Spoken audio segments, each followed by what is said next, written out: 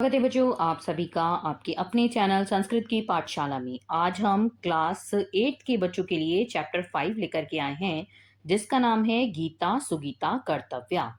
तो आज इस वीडियो में हम इसका हिंदी अनुवाद करेंगे। तो शुरू करते हैं पाठ 5।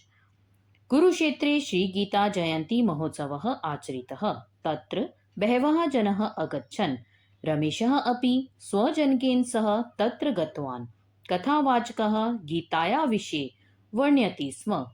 क्या अर्थ हुआ इसका? अब हिंदी अर्थ देखते हैं इसका हिंदी अनुवाद। कुरुक्षेत्र में श्री गीता जयंती महोत्सव मनाया गया। तो कुरुक्षेत्रे श्री गीता जयंती महोत्सव आचरितः तत्र तत्र मतलब वहां बहवः जनः आगच्छन् वहां बहुत से लोग गए। रमेशः अपि स्वजनकेन सह तत्र गतवान् रमेश भी अपि मतलब भी स्वजनकेन अपने परिवार के सह मतलब साथ तत्र वहां और गतवान मतलब गया। कथावाचकः कथावाचक गीतायाः विषये गीता के विषय में वर्ण्यति स्म बता रहे थे। क्या बता रहे थे? संस्कृतः गीता सुगीता कर्तव्या किम अन्यः शास्त्र विस्तरः या स्वयं पद्मनाभस्य मुखपदात्मिनः स्थिता। क्या अर्थ है इसका? कि गीता जो है गीता को सुगीता करना चाहिए। किम अन्यः शास्त्र विस्तरः अन्य शास्त्र के विस्तार की क्या आवश्यकता है। किम अन्य शास्त्र विस्तरः कि अन्य शास्त्रों के विस्तार की क्या आवश्यकता है। या स्वयं जो है पद्मनाभ पद्मनाभ किसको कहा गया है? श्री कृष्ण के मुख से कमल से निकली हुई है। मतलब श्री कृष्ण ने गीता का ज्ञान किसको दिया था? अर्जुन को दिया था। तो जो श्री कृष्ण के मुख से निकली हुई है तो और किसी ज्ञान की हमें क्या आवश्यकता है। इसलिए कह रहे हैं गीता को सुगीता करना चाहिए। आगे बढ़ते हैं। अब आगे है इदम श्रुत्वा। यह सुनकर रमेशः पित्रम अपृच्छत् कि रमेश ने अपने पिता से पूछा। पितः पिताजी गीता क्या है? कथम सुगीता कर्तव्या और इसे सुगीता कैसे करना चाहिए। तो पिता क्या के उत्तर देते हैं? पिता कहते हैं पुत्र बहुभयः कि बहुत समय पहले वर्षेभ्यः पूर्वं कुरुक्षेत्रं कौरवानां पांडवानां च मध्ये संग्रामः अभवत् कि बहुत समय पहले बहुत वर्ष पहले कुरुक्षेत्र में कौरव और पांडवों के बीच मध्य मतलब बीच संग्राम मतलब लड़ाई युद्ध हुआ था। तस्मिन युद्धे उस युद्ध में स्वबांधवान अपने रिश्तेदारों को दृष्टवा देखकर अर्जुन युद्धम कर्तुम न इच्छते स्म युद्ध नहीं करना चाहता था। तदा तब भगवान श्री कृष्ण ने युद्ध परांग मुखम अर्जुनम युद्ध परांग मुखम मतलब युद्ध से मुंह मोड़ने वाले कि वो युद्ध नहीं करना चाहता था। क्यों? क्योंकि उसे अपने रिश्तेदार सामने दिखाई दे रहे थे इसलिए वो युद्ध से मना कर रहा था। तो श्री कृष्ण युद्ध परांग मुखम अर्जुनम अर्जुन को कर्तव्य पालनार्थम उपदिष्टवान की कर्तव्य पालन के लिए उपदेश दिया। श्री कृष्णस्य उपदेशः श्री कृष्ण का वही उपदेश एवं श्रीमद् भगवद गीता अस्ति वही उपदेश श्रीमद् भगवद गीता है। गीतायाम अमृत तुल्यः गीता में अमृत जैसे उपदेशः संति उपदेश हैं। तो बच्चों आप यहाँ से इसका हिंदी अनुवाद लिखा हुआ है जहां पर भी वहां से इसका हिंदी अनुवाद शुरू है और जहां से संस्कृत लिखा है वहां से संस्कृत शुरू है। ठीक है, आगे बढ़ते हैं। रमेश कहता है तरही सुगीता कर्तव्य इत्यस्य कः आशयः कि रमेश कहता है कि फिर सुगीता कर्तव्य का क्या अर्थ है। पिता कहते हैं अस्य आशयः अस्ति इसका अर्थ है कि गीतायाः अभ्यासः गीता का अध्ययन सम्यक रूपेण करणीयः ठीक तरह से करना चाहिए। गीता उत्तम भावेन गीता को उत्तम भाव से पठितव्या पढ़ना चाहिए। कार्य क्षेत्रे जीवन क्षेत्रे च कार्य क्षेत्र और जीवन क्षेत्र में गीतायाः उपदेशः गीता के उपदेशों का अनुपालन करना चाहिए मतलब पालन करना चाहिए। अस्मिन् पाठे इस पाठ में वयम हम श्रीमद् भगवद गीतायाः कांचन श्लोकः की कुछ श्लोक जो है श्रीमद् भगवद गीता के पठामः पढ़ेंगे। वयम श्लोकान मिलित्वा गायामः आप अपि कि हम सब श्लोक को मिलकर, मिलित्वा मतलब मिलकर जो है, गायामः अपि गाएंगे भी।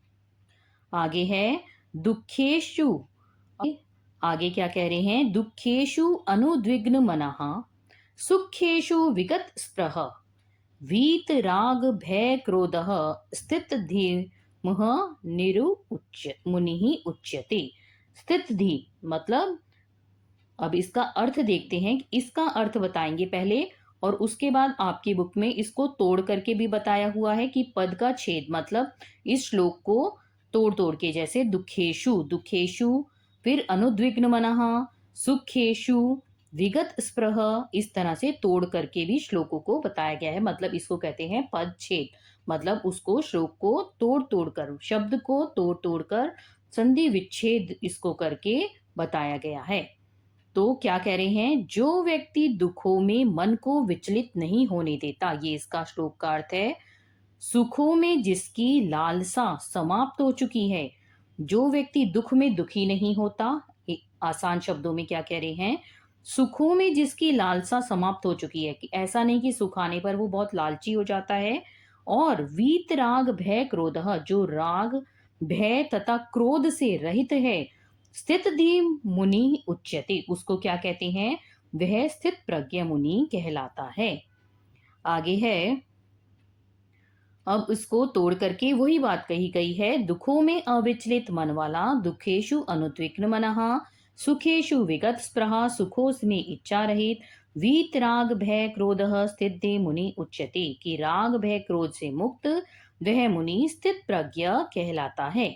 उसके बाद इसका अन्वय किया गया है कि इस किस तरह से इसको, जैसे हम कोई चीज को सीक्वेंस में लिखते हैं, हिंदी अनुवाद जो पढ़ने में सही लगे तो उसको अन्वय, संस्कृत में अन्वय कहा जाता है। दुखेशु अनुद्विग्न मनः, सुखेशु विगत स्पृहा, वीतराग भय क्रोधः मुनिः स्थितिः इति उच्यते। तो दुखों में अविचलित मन वाला, सुखों में इच्छा रहित, राग भय क्रोध से मुक्त मुनि स्थित प्रज्ञ कहलाता है। वही जो ऊपर हमने हिंदी अनुवाद किया है उसी को इन्होंने तोड़ करके शब्द को और अन्वय दे करके और उसके बाद भावार्थ। तो आपको जब कॉपी में करना है तो केवल बच्चों, तो जब आप कॉपी में करेंगे तो इसका केवल हिंदी अनुवाद लिख लेना। एक तो हिंदी अनुवाद लिख सकते हैं बस, और इसका जो ये भावार्थ दिया हुआ है कि इसका भाव कि वो क्या कहना चाह रहे हैं श्लोक में, बस ये लिखेंगे। अन्वय और उसकी पदच्छेद का जो हिंदी अनुवाद हिंदी दे रखा है उसकी जरूरत नहीं है कॉपी में लिखने की।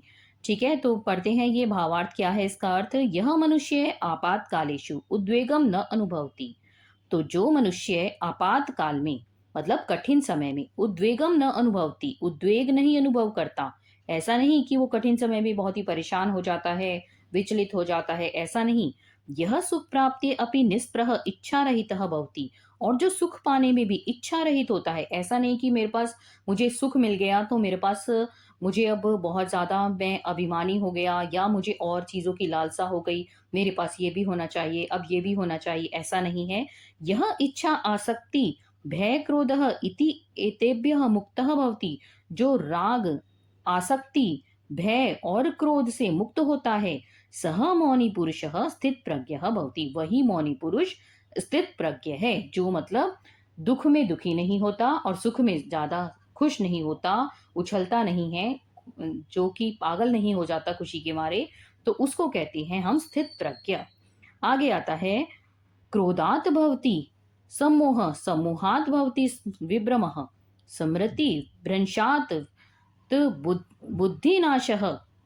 क्या कह रहे हैं, स्मृति विभ्रमः, स्मृति भ्रंशात बुद्धिनाशः, बुद्धिनाशात प्रणश्यति।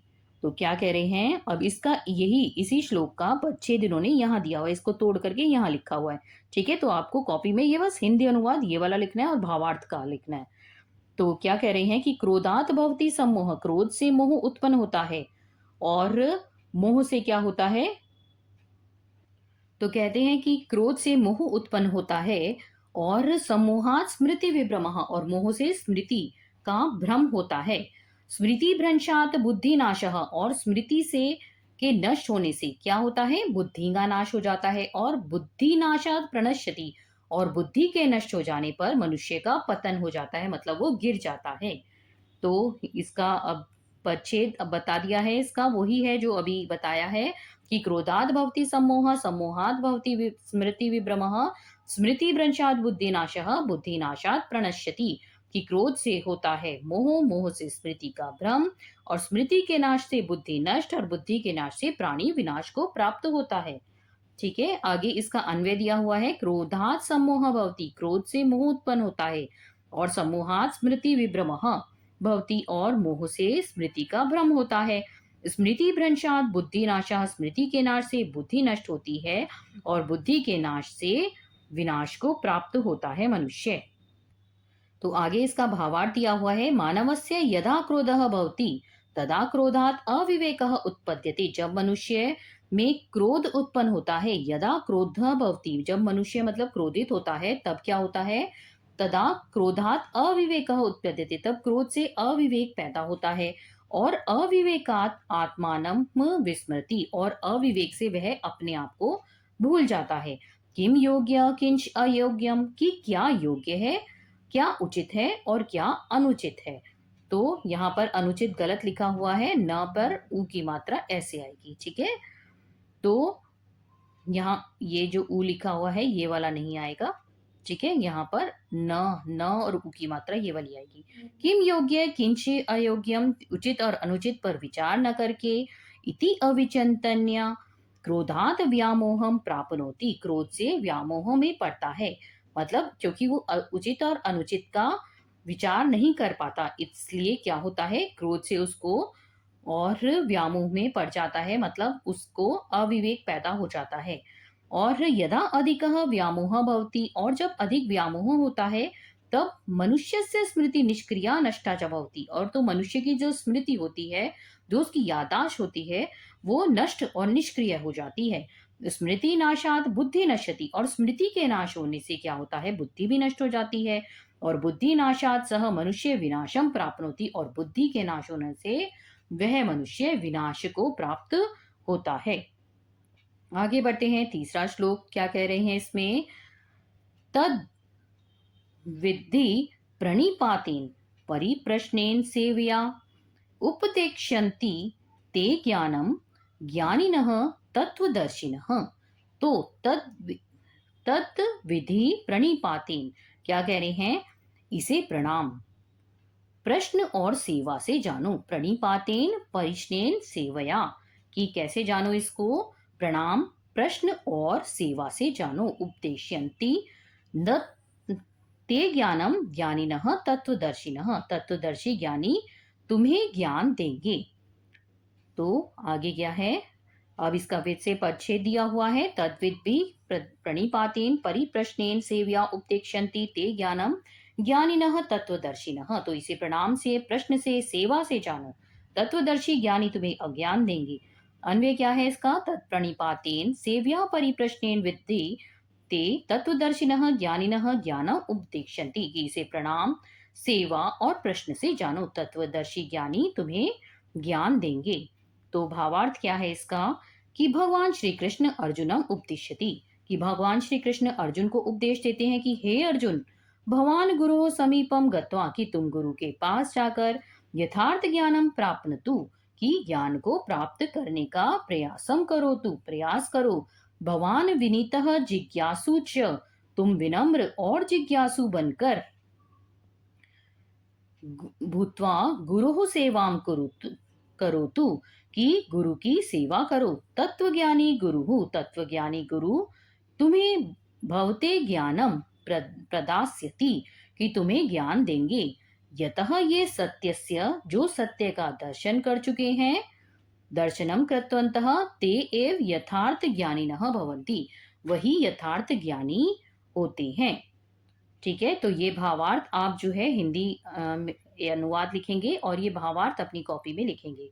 ठीक है, तो आगे बढ़ते हैं, श्रद्धावान लभते ज्ञानम तत्परः संयतेन्द्रियः, ज्ञानम लब्ध्वा पराम शांतिम अचिरेण अधिगच्छति। क्या अर्थ हुआ इसका? इसका अर्थ देखते हैं कि श्रद्धा वाला, श्रद्धावान, श्रद्धा वाला, संयतेन्द्रिय, इंद्रियों को वश में रखने वाला, और तत्पर मनुष्य, ज्ञानम तत्परः, और तत्पर मनुष्य ज्ञानम लब्ध्वा, ज्ञान प्राप्त करता है, और ज्ञान प्राप्त करके शांतिम अचिरेण अधिगच्छति, और शीघ्र ही परम शांति को प्राप्त होता है। क्या कह रहे हैं कि श्रद्धा वाला, जो इंद्रियों के को वश में रखने वाला, तत्पर मनुष्य जो ज्ञान प्राप्त करता है, और ज्ञान प्राप्त करके शीघ्र ही परम शांति को प्राप्त होता है। देखते हैं इसका पदच्छेद कि श्रद्धावान लभते ज्ञानम तत्परः संयतेन्द्रियः ज्ञानम लब्ध्वा पराम शांतिम अचिरेण अधिगच्छति। श्रद्धा वाला लभता है ज्ञान, तत्पर इंद्रियों को वश में रखने वाला ज्ञान प्राप्त कर परम शांति को शीघ्र प्राप्त होता है। अन्वय क्या है इसका? संयतेन्द्रियः तत्परः श्रद्धावान मनुष्य ज्ञानम लभते तथा ज्ञानम लब्ध्वा सह अचिरेण पराम शांतिम अधिगच्छति। इंद्रियों को वश में रखने वाला तत्पर श्रद्धा वाला मनुष्य ज्ञान को प्राप्त करता है, और ज्ञान को प्राप्त करके वह शीघ्र ही परम शांति को प्राप्त करता है। जब उसे ज्ञान प्राप्त हो जाता है तो वह परम शांति को प्राप्त हो जाता है। तो इसका भावार्थ क्या है? यह श्रद्धालु मनुष्य, कि जो श्रद्धालु मनुष्य दिव्य ज्ञानम प्राप्तुम निरंतरम प्रयासम करोति, दिव्य ज्ञान प्राप्त करने के लिए निरंतर मतलब लगातार प्रयासम करोतु, प्रयास करता है, तथैव, और जो यह मनुष्य, जो अपने इंद्रियाणी स्ववशी कृतवान, इंद्रियों को वश में रखता है, सह मनुष्य, वह मनुष्य दिव्य ज्ञानम प्राप्स्यति, वह मनुष्य दिव्य ज्ञान प्राप्त करता है, और तादृशम दिव्यम ज्ञानम प्राप्य, और ऐसा दिव्य ज्ञान प्राप्त करने पर सह पुरुषः, वह पुरुष जीवने अनंतम आनंदम प्राप्नोति, वह पुरुष जीवन में अनंत आनंद और शांति को प्राप्त करता है।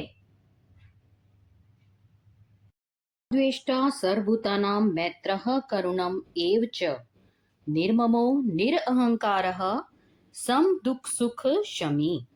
क्या अर्थ है इसका? अद्वेष्टा सर्वभूतानां मैत्र करुण एव च, तो जो सर्वभूतानां सभी प्राणियों से, अद्वेष्टा बैर नहीं रखता, मैत्रः मित्रता, करुणेव च और करुणा वाला, निर्ममः ममत्व, निरअहंकार और अहंकार से रहित, सम दुख सुख शमी अर्थात सुख दुख में समभाव रखने वाला, और शमी मतलब क्षमाशील होता है। तो जो सभी प्राणियों से बैर नहीं रखता, मतलब कोई उसका दुश्मन नहीं है, किसी से उसको कोई बैर नहीं है, सभी के साथ वो मित्रता रखता है और करुणा रखता है, और ममत्व और अहंकार से रहित है। ऐसा नहीं कि मेरा मेरा करता रहता है, ना ही उसमें कोई अहंकार है। और सुख दुख में समभाव मतलब सुख में भी एक जैसा रहता है और दुख में भी वो एक जैसा, सुख में बहुत खुश नहीं होता और दुख में बहुत दुखी नहीं हो जाता, और क्षमाशील होता है। तो अब इसका पदच्छेद दिया हुआ है कि जो सभी प्राणियों में से, क्या है इसका एक बार पढ़ लेते हैं। अद्वेष्टा सर्वभूतानां मैत्रः करुणा एव च निर्ममः निरहंकारः सम दुख समी शमी। तो जो सभी प्राणियों से बैर नहीं रखता, मित्रता और करुणा वाला, ममत्व और अहंकार से रहित, सुख दुख में संभाव और क्षमाशील होता है। जो अभी ऊपर बताया है वो ये पदच्छेद उस श्लोक को तोड़ करके लिखा गया है, ठीक है। और अन्वय बताया गया है अब इसका। यह सर्वभूतानां अद्वेष्टा मैत्रः च करुणः एव निर्ममः निरहंकारः समदुख समी शमी अस्ति स एव मम प्रियः भवति।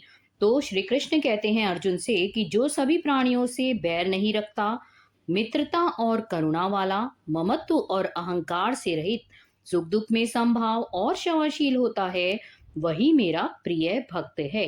अपने प्रिय भक्त के बारे में बता रहे हैं कि कौन श्री कृष्ण का प्रिय भक्त हो सकता है। तो क्या कहते हैं, भावार्थ क्या है इसका। हे अर्जुन, यह कस्यामपि परिस्थितौ विचलितः न भवति, जो किसी भी कस्यामपि मतलब किसी भी परिस्थितौ परिस्थिति में विचलितः न भवति विचलित नहीं होता। यह ईर्ष्या रहित जो ईर्ष्या से मुक्त होकर समस्त प्राणी नाम सभी प्राणियों के कृते प्रति मित्र भाव युतः दयालुतः च भवति, मित्र भाव और दया रखता है। यह ममत्व रहितः और जो ममत्व और अहंकार विहीनः अहंकार से रहित, सुख दुखेषु समभाव युतः सुख दुख में समभाव रखने वाला, और क्षमाशीलः भवति क्षमाशील होता है। तादृशः पुरुषः वह पुरुष भगवतः अत्यंतम प्रियः भक्तः भवति कि भगवान के अत्यंत प्रिय भक्त होता है वह। अगला देखते हैं। अगला है संतुष्टः सततम योगी यत आत्मा दृढ़ निश्चय मयि अर्पितो मनोबुद्धियो यह मद्भक्तः स मे प्रियः। क्या कहते हैं इसमें कि संतुष्टः जो सदा संतुष्ट, सततम योगी जो सदा संतुष्ट योगी, यत आत्मा दृढ़ निश्चय आत्मा को वश में रखने वाला, दृढ़ निश्चय और दृढ़ निश्चय, मयि अर्पिता मनोबुद्धियो मुझ में मन बुद्धि समर्पित, मद भक्तः स मे प्रियः मेरा भक्त है, स मे प्रियः वह मेरा प्रिय है। तो क्या कहते हैं इसमें भावार्थ देखते हैं। अभी इसका पदछेद पहले पढ़ लेते हैं। पदछेद में कहा गया है संतुष्टः सततम योगी यतात्मा दृढ़ निश्चय मयि अर्पिता मनोबुद्धि यह मद्भक्तः स मे प्रियः। जो सदा संतुष्ट योगी, आत्मा को वश में रखने वाला, दृढ़ निश्चय, मुझ में मन बुद्धि समर्पित, मेरा भक्त वही मेरा प्रिय है। तो अन्वय क्या है। यह योगी सततम संतुष्टः यतात्मा दृढ़ निश्चय मयि च अर्पित मनोबुद्धि ही भवति स मद्भक्तः मे प्रिय भवति। क्या अर्थ हुआ इसका कि जो सदा योगी सदा संतुष्ट, आत्मा को वश में रखने वाला, दृढ़ निश्चयी और मुझ में मन बुद्धि समर्पित होता है, वही मेरा प्रिय भक्त होता है। भावार्थ देखते हैं इसका कि हे पार्थ यह निरंतरम संतुष्ट भवति जो निरंतर संतुष्ट रहता है। पार्थ किसको कह रहे हैं, अर्जुन के लिए कह रहे हैं कि हे पार्थ यह निरंतरम संतुष्ट भवति जो निरंतर संतुष्ट रहता है, अर्थात कस्यापि वस्तुना अभावात कदापि असंतुष्ट न भवति, अर्थात किसी वस्तु के अभाव से कभी असंतुष्ट नहीं होता। यह मन इंद्रियाणि च विजित्य संयमी भवति और जो मन और इंद्रियों को वश में रखकर संयमी होता है, यह स्वबुद्धिया जो अपनी बुद्धि से परमेश्वर स्वरूपस्य परमेश्वर के स्वरूप को स्थिरीकरोति स्थिर करता है, यह च मनः बुद्धि च ईश्वरे समर्पति और जो मन और बुद्धि को ईश्वर में समर्पित करता है, सह मनुष्य वह मनुष्य मम अतीव प्रिय भक्त भवति वह मेरा अत्यंत प्रिय भक्त होता है। ठीक है, आगे अगला पढ़ते हैं। यस्मात् क्या लिखा है इसमें कि यस्मात् न उद्वेजिते लोकः लोकात् न उद्वेजितः च यः हर्ष अमर्ष भय उद्वेगः मुक्तः यह स च मे प्रियः। क्या कहते हैं कि यस्मात् न उद्वेजितः जिससे लोग उद्विग्न नहीं होता, और लोकात् न उद्वेजितः च यह और जो लोक से उद्विग्न नहीं होता, हर्ष अमर्ष जो हर्ष अमर्ष ईर्ष्या भय और उद्वेग मुक्त उद्वेग से मुक्त है, वही मेरा प्रिय है। तो क्या कहते हैं इसमें, पदछेद देखते हैं इसका। यस्मात् न उद्वेजितः लोकः लोकात् न उद्वेजितः च यः हर्ष अमर्ष भय उद्वेगः मुक्तः यह सह च मे प्रियः कि जिससे लोग उद्विग्न नहीं होता और जो लोक से उद्विग्न नहीं होता, और जो हर्ष अमर्ष अमर्ष का अर्थ है ईर्ष्या भय उद्वेग से मुक्त होता है वही मेरा प्रिय है। अन्वय क्या है इसका? यस्मात् लोकः न उद्वेजति, कि जिससे लोग उद्विग्न नहीं होते, और जो लोग से उद्विग्न नहीं होता, यह च हर्ष अमर्ष भय उद्वेगः मुक्तः स मे प्रिय भवति, कि वही मेरा प्रिय है। भावार्थ देखते हैं कि हे अर्जुन, यस्मात् मनुष्यात् कोऽपि मनुष्यः प्राणी वा उद्विग्नः न भवति, कि हे अर्जुन, जिस मनुष्य से कोई भी प्राणी या मनुष्य उद्विग्न नहीं होता, और जो यह च स्वयं यह च मनुष्य अन्यस्मात् जनात् प्राणिनः वा उद्विग्नः न भवति, और जो स्वयं अन्य जनों या प्राणियों से उद्विग्न नहीं होता, जो हर्ष ईर्ष्या भय और चिंता से मुक्त है, मतलब जिसको न हर्ष खुशी है, न किसी से जलन है, ईर्ष्या है, न कोई डर है, न कोई चिंता है, उन सभी से रहित जो है, सह मम अति प्रिय है भक्तः भवति, वही मेरा प्रिय भक्त होता है। आगे है अनुद्वेगकरम वाक्यम सत्यम प्रियहितम च यत् स्वाध्याये अभ्यसनम च एव वाङ्मयम तप उच्यते। क्या अर्थ है इसका? कि अनुद्वेगकरम वाक्यम, तो जो वचन उद्वेगहीन, सत्य, प्रिय और हितम च और हितकरी हो, स्व अध्याय और स्व अध्याय अभ्यास भी, वही प्राणी का वाङ्मयम तप उच्यते, वही वह वाणी का तप कहलाता है। तो कौन क्या है इसका पदच्छेद क्या है? कि अनुद्वेगकरम वाक्यम सत्यम प्रियहितम च यत् स्व अध्याय अभ्यसनम च एव वाङ्मयम तपः उच्यते। जो वचन उद्वेगहीन, सत्य, प्रिय और हितकारी हो, और स्वाध्याय अभ्यास भी, वही प्राणी का तप कहलाता है। क्या आगे अन्वय दिया हुआ है कि यत् वाक्यम अनुद्वेगकरम सत्य प्रिय हितम च तथा स्वाध्याय अवसनम च एवं वाङ्मयम तपः उच्यते, कि जो वचन उद्वेगहीन, सत्य, प्रिय और हितकारी हो, जो और स्वाध्याय अभ्यास भी, वही वाणी का तप कहलाता है। भावार्थ क्या है इसका? कि यत् अनुद्वेगकरम भषणम उद्वेगम न जन्येत, जो वचन उद्वेग पैदा नहीं करता, सत्यम प्रियकरम हितकरम च भाषणम स्यात्, जो सत्य, प्रिय और हितकारी होता है, तत्वाङ्मयम तपः इति कथ्यते, वह वाणी का तप कहा जाता है। शास्त्रादीनाम स्वाध्यायः, शास्त्रों का स्वाध्याय, और तेषाम अभ्यासः च, और उनका अभ्यास भी, वाचिक तपः कथ्यते, वाचिक तप माना जाता है। तथा स्वाध्याय अभ्यासाच्च अपि यथाविधि वाङ्मयम तपः इति उच्यते। इसलिए जो है स्वाध्याय अभ्यास को जो है वो वाङ्मयम तपः कहा गया है, वाणी का तप कहा गया है। अतः विद्यार्थियः भी स्मरणीयम यत्, इसलिए विद्यार्थियों को स्मरण रखना चाहिए।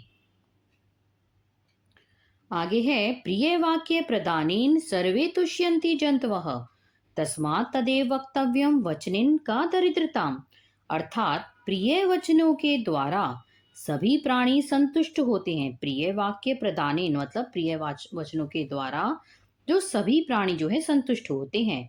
तस्मात् तदेव वक्तव्यम, इसलिए हमें वही कहना चाहिए। वचनेन का दरिद्रता, वचन में क्या दरिद्रता है, जो दूसरों को प्रिय लगे हमें वैसा ही बोलना चाहिए, ये कहा गया है इसमें। ठीक है, तो यहाँ पर हमारा जो है, तो बच्चों यहाँ पर हमारा चैप्टर 5 की जो है ये हिंदी अनुवाद पूरा होता है। यहाँ पर इस चैप्टर का 5वें का हमने हिंदी अनुवाद किया है आज, गीता सुगीता कर्तव्य का। ठीक है, अगली वीडियो में हम इसके प्रश्न उत्तर करेंगे। और जो इसमें शब्द अर्थ दिए हुए हैं, ये अगर आप लोग नोटबुक में नहीं भी लिखते तो ये आपको एक बार पढ़ने ज़रूर हैं, कि ये वाला शब्द ज़रूर पढ़ लें और इसका अर्थ क्या दिया हुआ है हिंदी में ये ज़रूर पढ़ लें, जिससे कि आपको एग्ज़ाम जब आएंगे और समझने में जो है कठिन शब्द जो होते हैं वो समझने में दिक्कत नहीं होगी। ठीक है, तो ये इसके शब्दार्थ दिए हुए हैं, ये आप खुद से पढ़ लेना। और इसके प्रश्नोत्तर अगली वीडियो में हम करेंगे। ठीक है, तो मिलते हैं अगली वीडियो में। अगर आपको ये वीडियो पसंद आया है तो वीडियो को लाइक करें, फ्रेंड्स को ज़्यादा से ज़्यादा शेयर करें, और अगर आपने अभी तक हमारे चैनल को सब्सक्राइब नहीं किया तो सब्सक्राइब करें। अगली वीडियो में हम इस चैप्टर 5 के प्रश्नोत्तर करेंगे। तो मिलते हैं नेक्स्ट वीडियो में, तब तक के लिए धन्यवाद।